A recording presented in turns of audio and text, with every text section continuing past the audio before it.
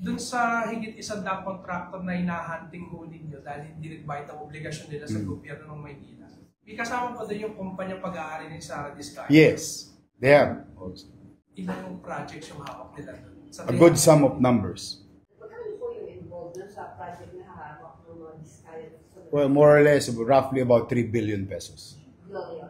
Billion. Nabanggit niyo po kanina na just in case hindi sila mag-comply, mabablacklisted sila. What if magbago po sila ng business name o company name? Good question. That's why I told you, kung sila'y makikipagmatigasan. And the best way to circumvent the law is to what? Retire the business and put up a new business. One, I think by this time, PICAB already took note of the manifestations of the senators, yung with regard to qualifications of contractors. So it's going to be hard for them to start again. That's one. Ayun yung pinapanood ko eh. Kung pinakikinggan nyo lang maigi kung saan patungo yung Senado. And I think PICAB will now maybe practicing new rules, no, to safeguard in with regard to accrediting and giving category to contractors or companies contracting in the government and private sector.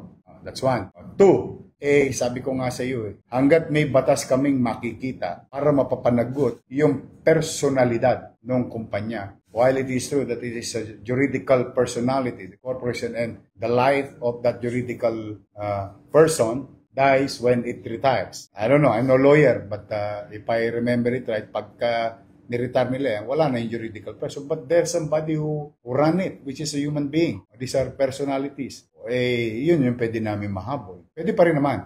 But I'll cross the bridge when I get there.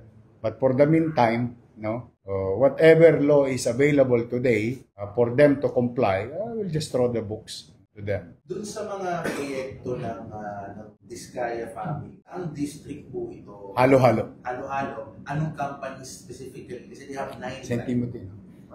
Halo-halo rin. Among them, sir, is St. Timothy. Iba-iba rin. Among the names is St. Timothy. And I wonder, and I like your questioning, bakit hindi ito tinutupad? Kasama naman yan sa pakete. Building permit, regulatory fees, clearances, and contractor's tax. Now, that is the question of the past. Ibig sabihin, hindi ko alam, ayoko naman ng dikdikin pa yung mga nakaraan. Kung sila'y ginawa nila yung trabaho nila, hindi. Wala nang kalkalan, ano naman na ano lang yan, baka mapag-anuan ka pa ng politika. O ngayon, ito, we show you our how it is being done properly by the city government of Manila. Alright mga kababayan, breaking news muna tayo. No? Ito po yung nangyayaring press conference ngayong araw po ni Mayor Isko tungkol po sa naging aksyon po na ginawa po ng City Government ng Maynila tungkol nga po dito sa 315 identified flood control projects sa lungsod ng Maynila. At ngayon nga po ay nakakagulat dahil isa po ang Diskaya family ang nakakuha po ng flood control project po dito sa lungsod, no? At nasabi nga po dito ni Mayor Isko na isa nga po ang St. Timothy Construction Corporation yung involved po dito. Kagaya nga ng paulit-ulit kong sinasabi mga kababayan, napakahalaga po talaga ng flood control sa buhay ng mga tao. Hindi lang ito tungkol sa pag-iwas kasi sa baha mga kababayan, kundi sa pagprotekta din po ng kabuhayan, kalusugan, at syempre kinabukasan ng buong komunidad. Pero kapag ito'y kinurap, ang epekto po nito ay grabe po talaga, no? Hindi lang sayang sa pera kundi buhay ang nakataya dito. So ilan sa mga kahalagahan po ng flood control sa buhay ng tao ay of course number one, kaligtasan ng buhay at ari-arian.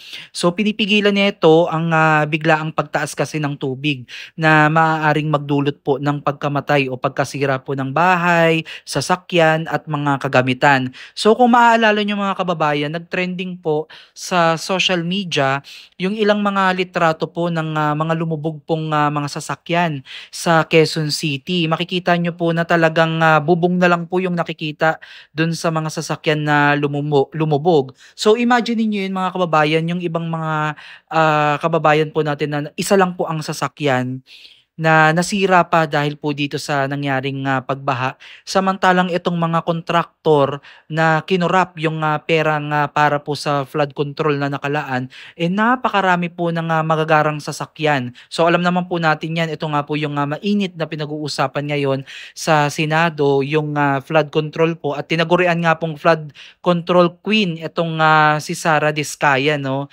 At ito nga po yung pagpapatuloy kung bakit nga ba mahalaga ang flood control sa buhay ng mga tao. Pangalawa dito mga kababayan, yung kalusugan ng komunidad. So ang baha ay nagdadala po yan ng iba't ibang sakit kagaya po ng leptospirosis, dengue at diarrhea. So ang flood control ay tumutulong upang maiwasan po natin yung mga ganitong outbreak. Kaya nga lang po, dahil nga po sa mga palpak na flood control sa ating bansa, at isa nga po ang lungsod ng Maynila sa naapektuhan po talaga ng leptospirosis. So kung maalala nyo na napakataas po ng bilang ng mga kaso ng leptospirosis dito sa lungsod ng Maynila dahil nga po dito sa sunod-sunod na pagbaha po dito sa ating lungsod. At pangatlo, pag-unlad ng ekonomiya. Kapag hindi binabaha ang mga daan, natural tuloy-tuloy po ang mga negosyo, transportasyon at serbisyo po, no? At mas mabilis po talaga ang pag-unlad ng isang lugar.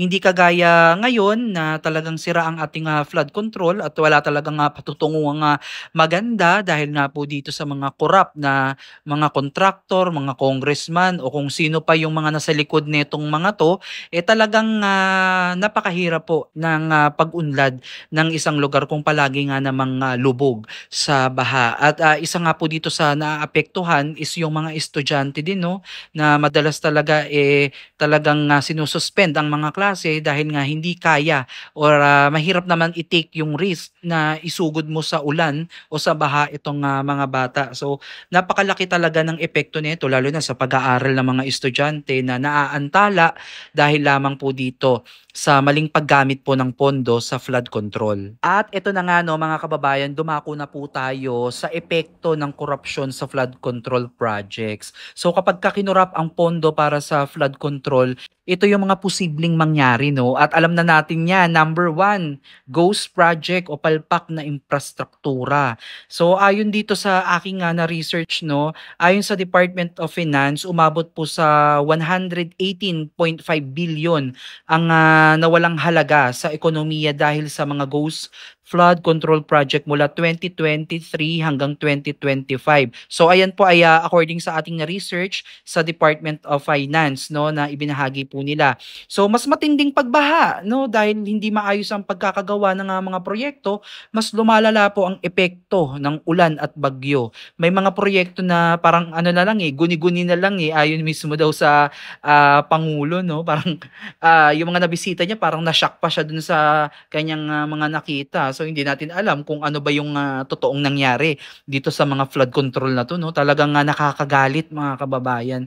Lalo na bilang isang taxpayer na ganito yung malalaman mo na ikaw nagpapakanda kuba ka sa iyong trabaho, kahit maliit pa yan pinapatos mo na, 'di ba? Sa mga maliliit na negosyante na nagbabayad ng tax, lumalaban ng patas, tas all of the sudden ganito yung malalaman mo na bilyon-bilyon ang kinurakot ng ilang individual lang, no? Tapos tayo yung nagpapakasakit sa pagbabayad ng mga taxes, sa utang ng bansang Pilipinas.